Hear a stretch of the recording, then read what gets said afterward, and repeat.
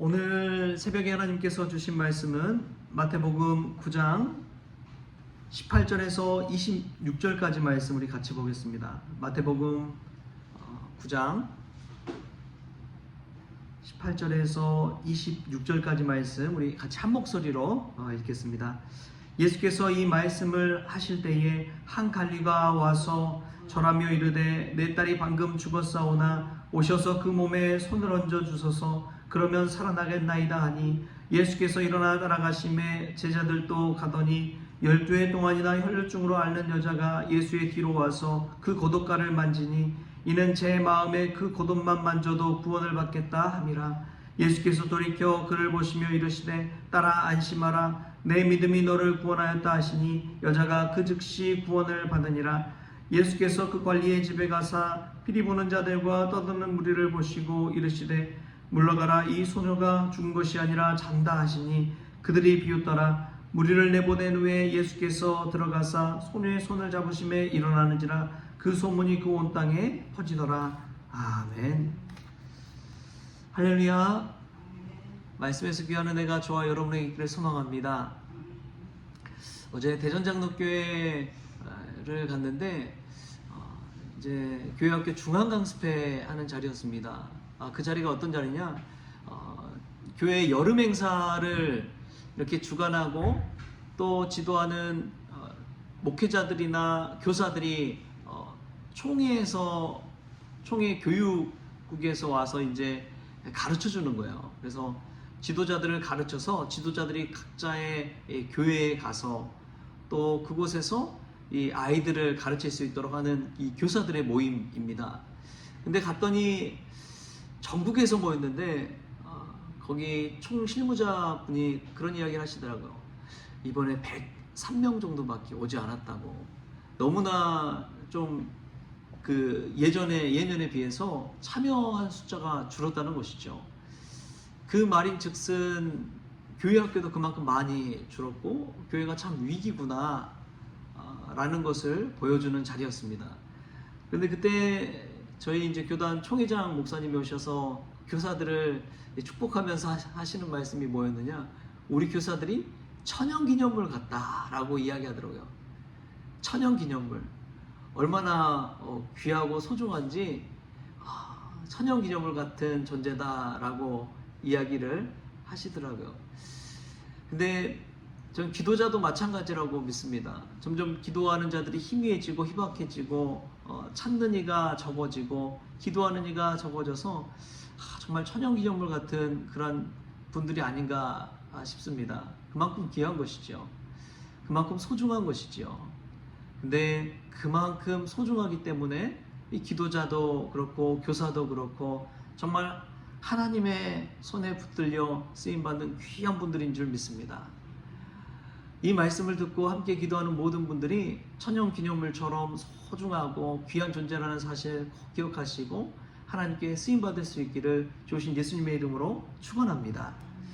오늘 말씀을 보면은 이야기가 참 얼마나 예수님께서 다사다난하고 복잡하게 사역을 하셨는지를 보게 됩니다. 그 전에 이제 세리 마태 집에서 거의 잔치를 하고 있었잖아요. 세리와 죄인들과 모여 잔치를 하고 있는 북적북적한 상황입니다. 그런 그 말씀을 하실 때에 한 관리가 와서 자신의 딸이 방금 죽었다는 거예요. 방금 죽었는데 예수께서 손을 얹어주시기만 하면은 나을 것 같다고 와서 좀 손을 얹어달라고 그렇게 이야기를 합니다.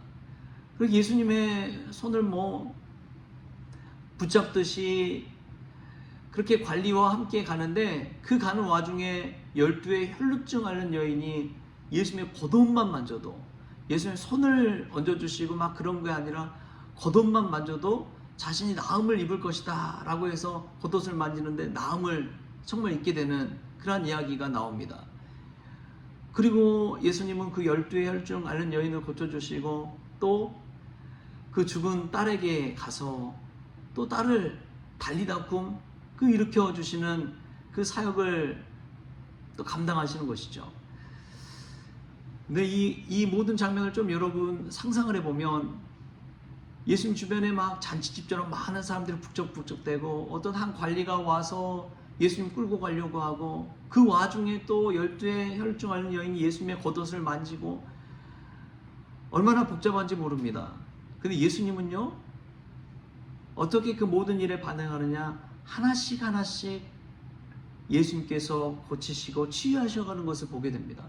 예수님은 그렇게 역사하세요. 막 정신없고 잔치집 같고 복잡복잡한 것 같지만 예수님은 한 분 한 사람 한 사람 한 영혼 한 영혼 예수님께서 그 일들 고쳐주시고 치유해 주신다는 사실입니다. 근데 예수님 입장에서 얼마나 복잡했을까요?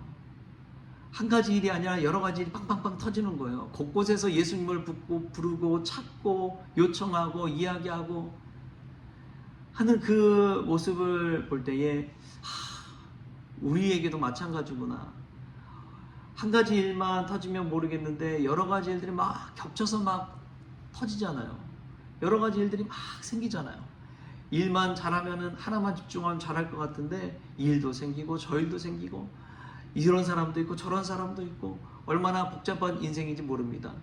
그럴 때마다 예수님처럼 한 사람에게 한 영혼에게 집중하고 하나씩 하나씩 단순하게 처리할 수 있게 바랍니다.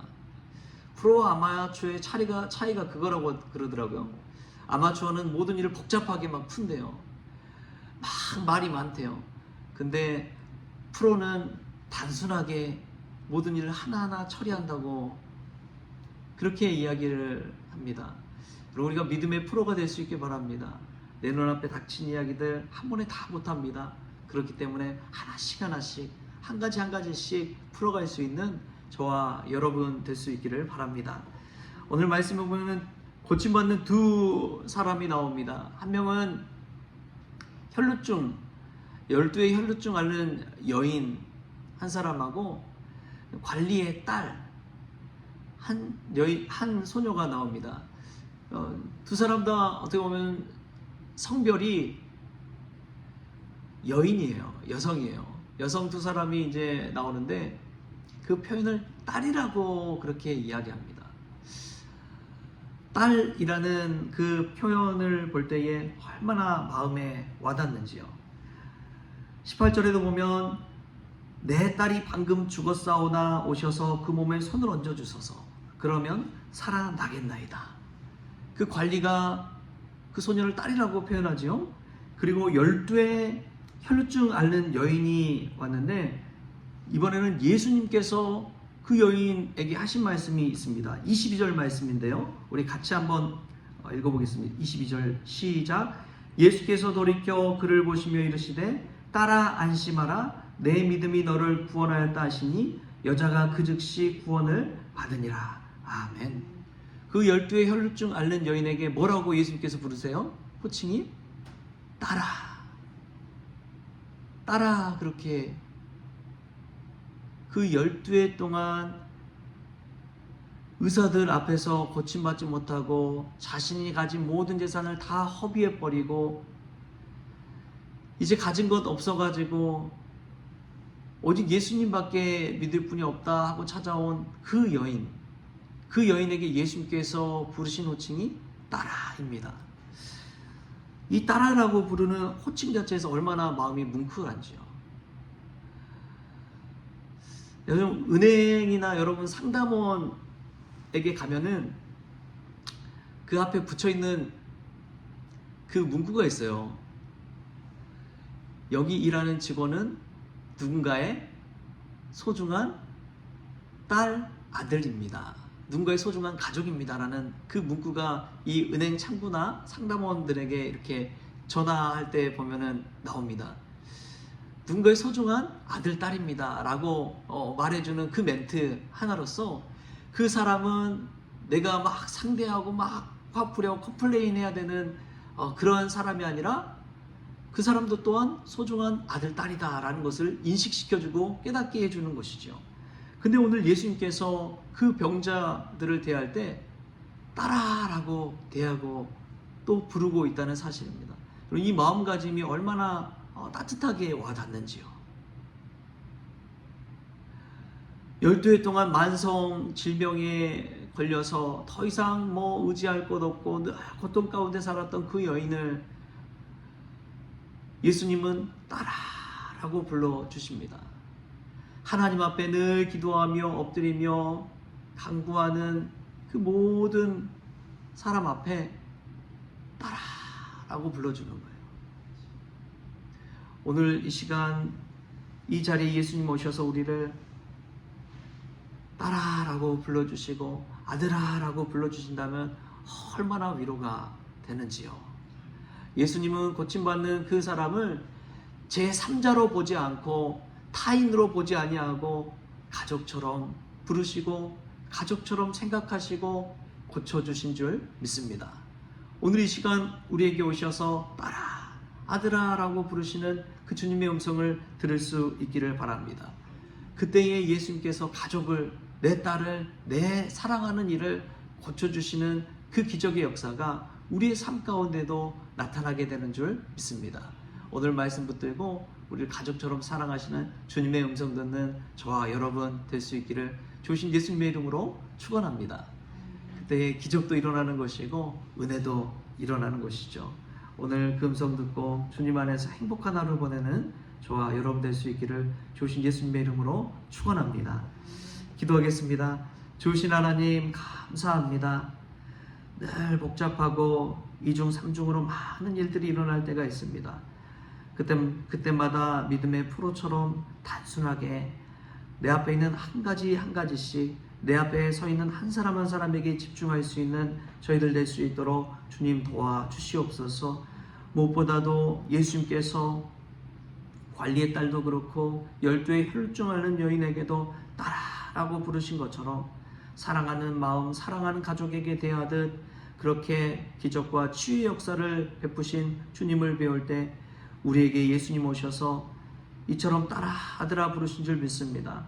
그 사랑의 마음 저희들도 함께 하여 주시고 그 치유와 기적도 맛보게 하여 주시고 저희들도 예수님의 마음으로 누군가를 만날 때 타인 그 그녀가 아니라 따라 아들아 생각하면서 대할 수 있는 따스한 마음을 허락하여 주옵소서. 또 기적과 치유의 역사도 체험하게 하여 주옵소서. 감사하며 예수님의 이름으로 기도하옵나이다. 아멘. 우리 주님이 가르쳐준 기도로 오늘 새벽 기도를 마치겠습니다. 하늘에 계신 우리 아버지여, 이름이 거룩히 여김을 받으시오며 나라가 임하시오며 뜻이 하늘에서 이루어진 것 같이 땅에서도 이루어지이다. 오늘 우리에게 일용할 양식을 주시옵고 우리가 우리에게 죄 진 자를 사하여 준 것 같이 우리 죄를 사하여 주시옵고 우리를 시험에 들게 하지 마시옵고 다만 악에서 구하시옵소서. 나라와 권세와 영광이 아버지께 영원히 있사옵나이다. 아멘.